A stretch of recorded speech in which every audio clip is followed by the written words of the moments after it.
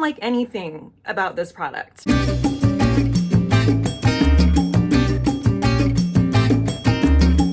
Isn't this like the prettiest color of Prosecco? So this is just like regular Prosecco and rosé Prosecco combined. La Marca, of course, my favorite Proseccs. The Oscars are tonight. By the time this goes up, I have to ask, did you guys watch? So today is a fails video. It has been quite some time since I've done a fails. I've accumulated, let me see here, 1, 2, 3, 4, 5, 6. 6 fails to share with you. It takes me a while to accumulate things that I actually can speak about really not liking, just because one, the products I tend to purchase and the products that are sent to me are from great brands, and I oftentimes either like or love the product, but of course there are misses, and that's what this is about today. These are just things that I didn't prefer, that didn't work for me. They could absolutely be your favorite products, and that is so valid. Even though I'm not talking about like makeup that I'm wearing today, I always like to link everything I have on my face down below in the description box because I always get questions about that. Okay, so first we're gonna start with a product that I could not believe I didn't like. I mean, I was so ready to fall in love with this product. If you've watched my channel recently, you're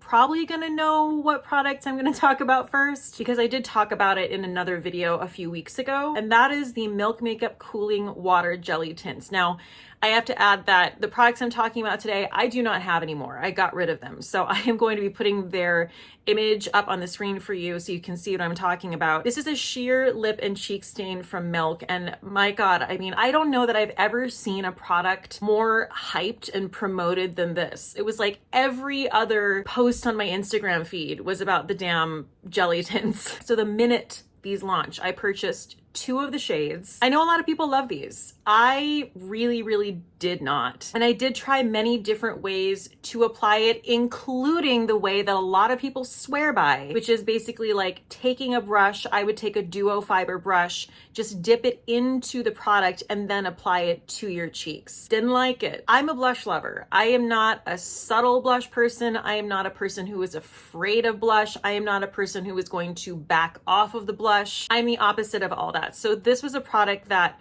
1, was just not pigmented enough for me, and 2, did not blend well at all. No matter how I tried to blend it, it was patchy. It didn't play well with other products. The only positive thing I have to say about this product is just like the actual packaging and the feel of the product was exceptional. Like the packaging is absolute eye candy. It makes me want to buy it. And the actual product itself is eye candy. It literally looks like a push pop, but the actual application of the product and the functionality of the product for me did not cut it at all. Today I'm mostly wearing the Merit Flush Balm shade Stockholm on my cheeks, and it just looks so smooth.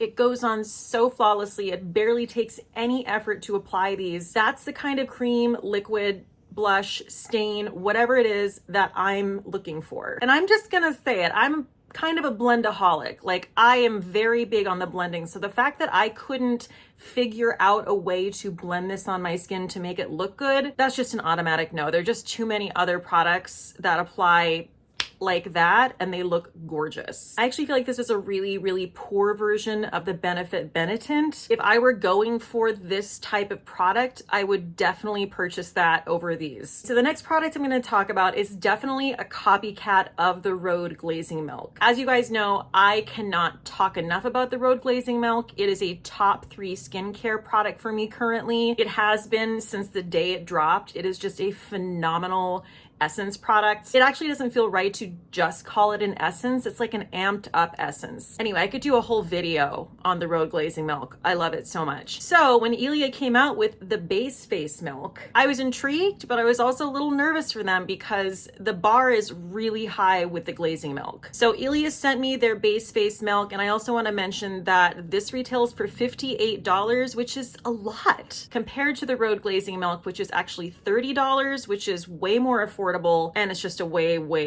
better product. Guys, I'm not gonna lie to you, I didn't waste my time with this product very much. I tried this about 2 to 3 times. I was so unimpressed compared to the Rhode Glazing Milk. I was like, this isn't even worth it. So I gave it to a friend, and I'm not saying that this isn't a nice product. I certainly did not spend enough time to speak to this product. The Rhode Glazing Milk is a formula I have never experienced before. It is cooling. There's like this body to it. You can't say it's thick, thick, but I suppose for an essence, it is kind of thick. The Ilia base face milk was very, very thin. It did not have any cooling properties to it. It did not feel like it was as nourishing as the Road Glazing Milk whatsoever. It just felt like a true poor man's version of the Road Glazing Milk to me, and it was pretty much an immediate no. Plus, when you look at the price of this is $28 more than the Road Glazing Milk, which is the OG. I don't even know why you would mess around with this. So the next two products I'm going to talk about are brow products from Ami Collet. I love the brand Ami Collet so much. I almost feel like I need to give this disclaimer before I talk about the fact that I didn't love their brow products. I love their blush sticks. They're phenomenal. I love their lip oils. So there's a lot of good going on at Ami Collet, but the brow products I was not impressed with. This would be the On Point Precision Brow Pencil and the Ultra Flex Brow Shaping Gel. The pencil was not pigmented enough for me, and I believe I got it in the medium brown and maybe even the dark brown. Definitely one of those two. And then on top of it, the actual pencil itself like completely broke off and just slipped out of the tube. So I only used it for like a week because it just broke. And on top of it, the brow gel, which is generally my go-to for a super quick eye, they sent their clear brow gel. So anytime I use a clear brow gel, I'm obviously going to use something pigmented underneath like a pencil. But I do love a clear brow gel because you can go in and really like brush your brows up and get that nice hold with it, which is what I'm looking for in a gel. This did not have really any hold for me. It didn't really keep my brows up at all. It just didn't really do anything for them. So I personally don't think the brow products are their forte. Moving on to two products from Jones Road, the Neutralizer Pencil and the Face Pencil. I believe they sent me two different shades of the Face Pencil, which is their concealer, and they sent me one shade of their Neutralizer Pencil. And the Neutralizer Pencil was actually the correct shade for me. The concealer pencils were not. The idea between the two is the Neutralizer Pencil, you go in beforehand and cover any discoloration. Then you go in with the Face Pencil and you use it as a concealer. I am not into the pencil. Like, I don't understand this delivery system. I don't like this formula. I don't think it's like the worst pencil formula I've ever used, but I would never look to a pencil when I'm looking for a concealer. I just wouldn't. And this really confirmed that for me because